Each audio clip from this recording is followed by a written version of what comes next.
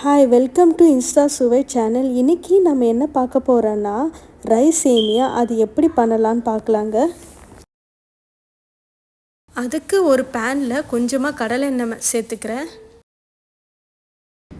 இப்போது தாளிக்கிறதுக்கு தேவையான பொருட்களை சேர்த்துக்கலாம். கொஞ்சமாக கடுகு, கொஞ்சமாக சீரகம், கடலைப்பருப்பு,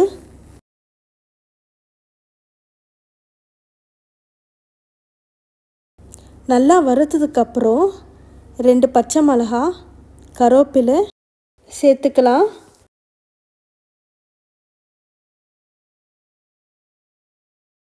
குட்டி குட்டியாக கட் பண்ண இஞ்சியை சேர்த்துக்கிறேன்.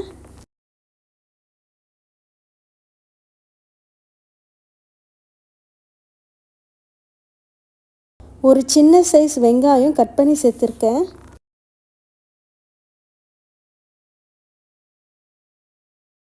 வெங்காயம் நல்லா கோல்டன் ப்ரௌன் வந்துருச்சு. இப்போது நம்ம காய்கறியை சேர்த்துக்கலாம்.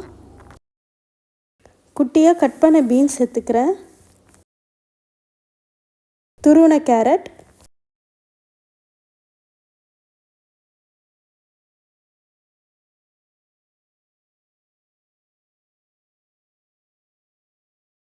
இந்த காய்கறிக்கு தேவையான உப்பு சேர்த்துக்கிறேன்.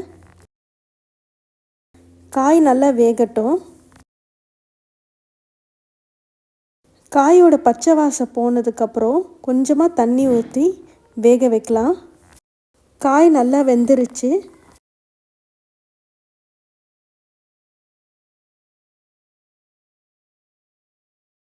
ரெண்டு கப் தண்ணி சேர்த்துக்கிறேன்.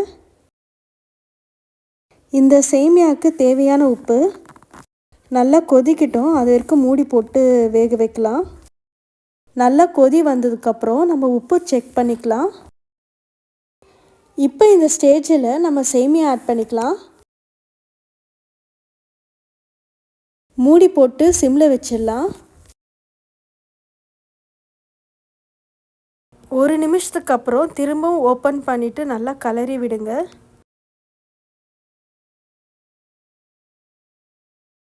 பத்து நிமிஷம் கழித்து ஓப்பன் பண்ணி பாருங்கள். அருமையான ரைஸ் சேமியா தயார்.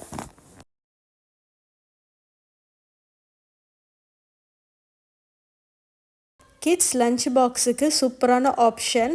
ஜஸ்ட் ஒரு 10 மினிட்ஸ்லேயே ரெடி பண்ணிடலாம் இந்த சேமியா. இது தேங்காய் சட்னியோட சர்வ் பண்ணி பாருங்கள், ரொம்ப டேஸ்ட்டாக இருக்கும்.